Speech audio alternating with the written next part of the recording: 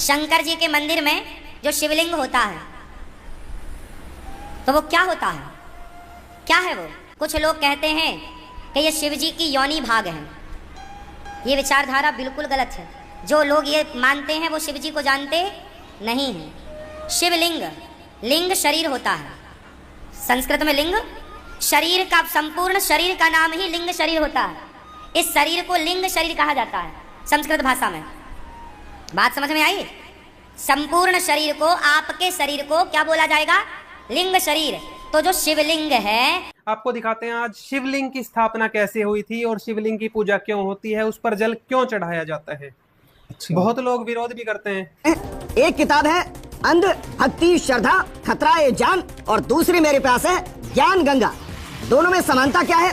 इन दोनों में समानता यह है कि दोनों का जो लेखक है वो रामपाल महाराज है। आप अपना फॉर्म भरते होंगे, उस फॉर्म में एक जगह लिखा होता है लिंग। क्या लिखते हैं उसमें? स्त्री या पुरुष, मेल या फीमेल, यही लिखते हैं ना।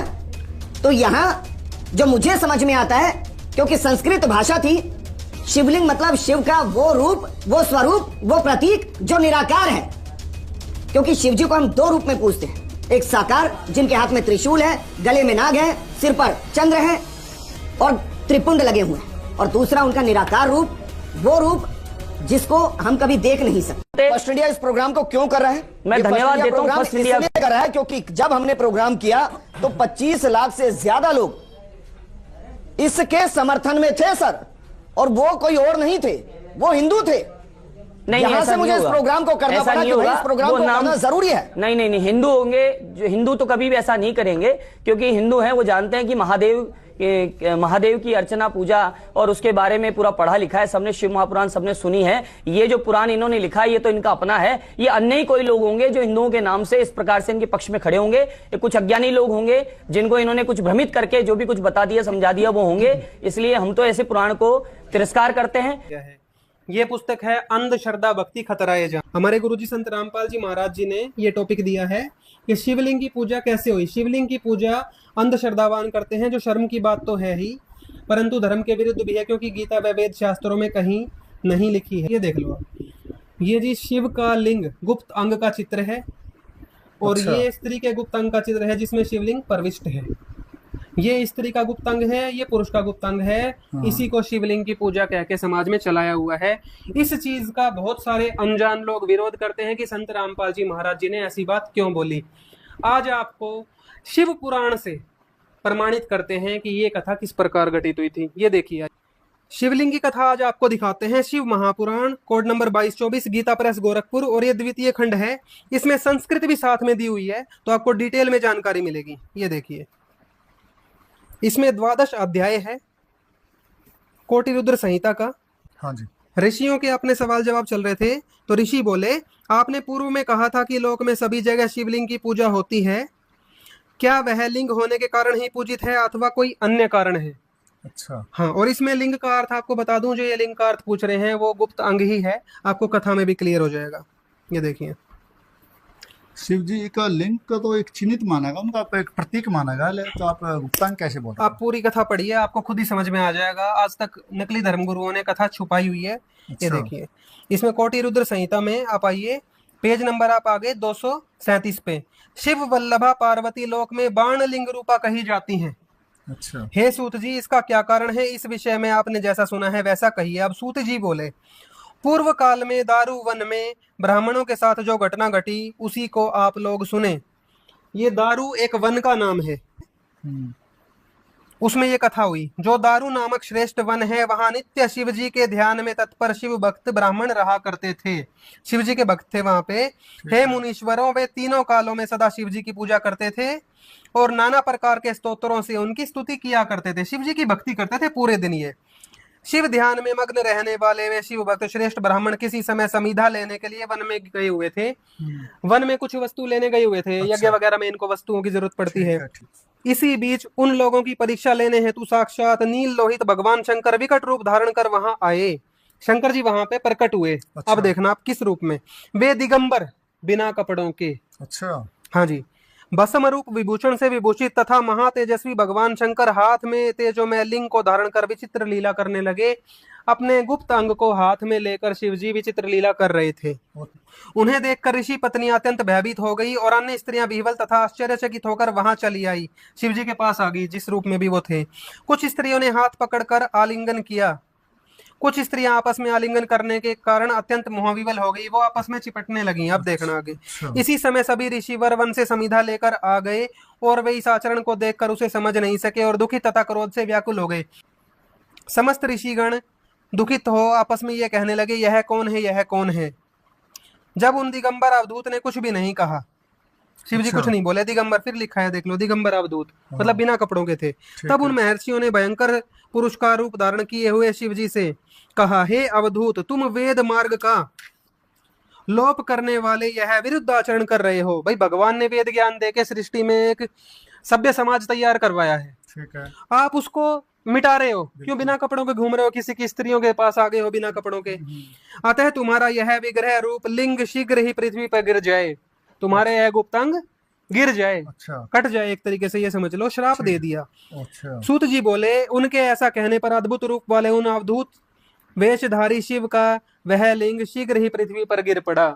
उनका गुप्तांग टूट के कट के गिर गया। यस, श्राप लग गया जी उनको, ऋषियों का। अब आप ये भी देख लेना कि क्या पूर्ण परमात्मा को किसी ऋषि का श्राप भी लग सकता है? तो यहाँ भी सिद्ध हो रहा है। तो नहीं लग सकता है, ये देखो, ये देवता है, इनको लग जाते हैं। अग्नि तुल्य उस महेश्वर लिंग ने सामने स्थित सभी वस्तुओं को जला डाला। अब क्योंकि ये एक देवता है, शक्तिशाली है, तो इनके लिंग में उस टाइम आग लग गई।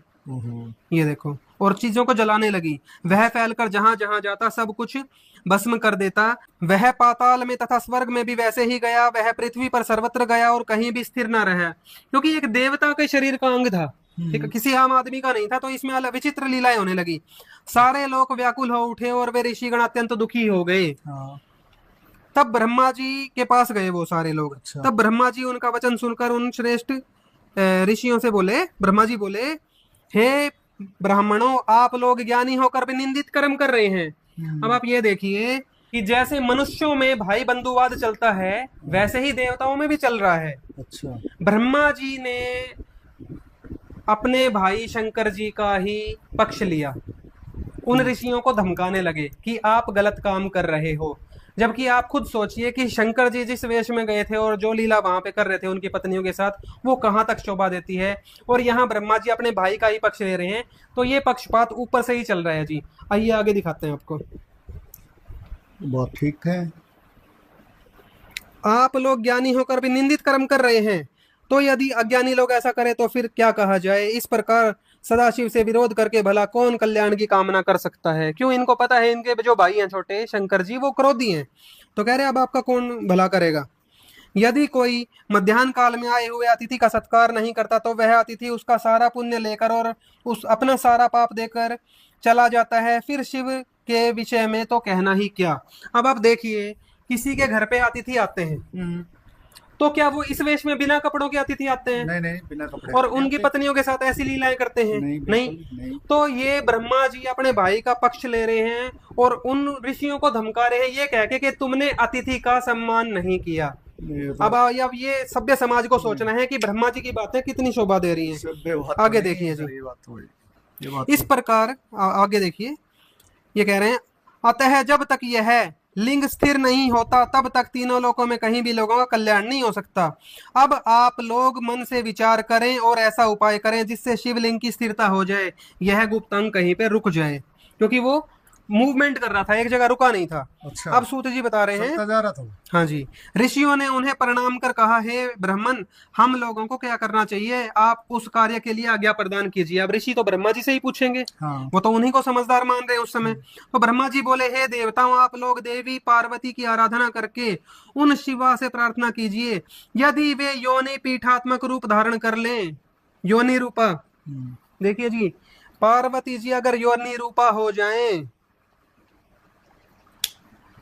वो जो शिवलिंग के साथ स्त्री के गुप्तांग का चित्र था ना, हाँ। वो ये वाली कथा अब आप समझ पाओगे कि वो पार्वती जी के गुप्तांग को एक तरीके से दर्शाया गया है। यहाँ पे वो कथा पूरी हो जाएगी, तब देखना।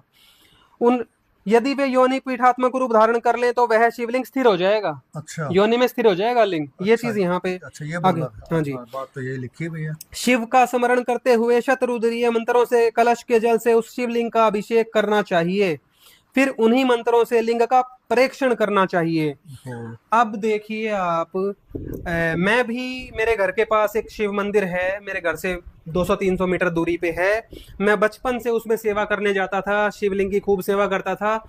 जैसे ही मुझे पता चला संत रामपाल जी महाराज जी के ज्ञान से कि मैं तो गुड्डे गुड़िये के खेल में लगा हुआ हूँ और मैं एक देव के प्राइवेट पार्ट की पूजा कर रहा हूँ जो कि शास्त्र अनुकूल नहीं है, बात ये तो एक शर्मनाक पूजा है मेरे लिए। बिल्कुल उसके बाद मैंने तो छोड़ दिया। ठीक है, अब आप ये देखिए लिंग पे जल क्यों चढ़ा रहे हैं लोग आज भी जाके। उस समय उस लिंग में आग लगी हुई थी। अच्छा तो मंत्रित करके जल उस पे डाल के वो आग बुझाई गई थी। बात सही कही और आपने। आज तक लोग उस आग को ही बुझा रहे हैं क्या?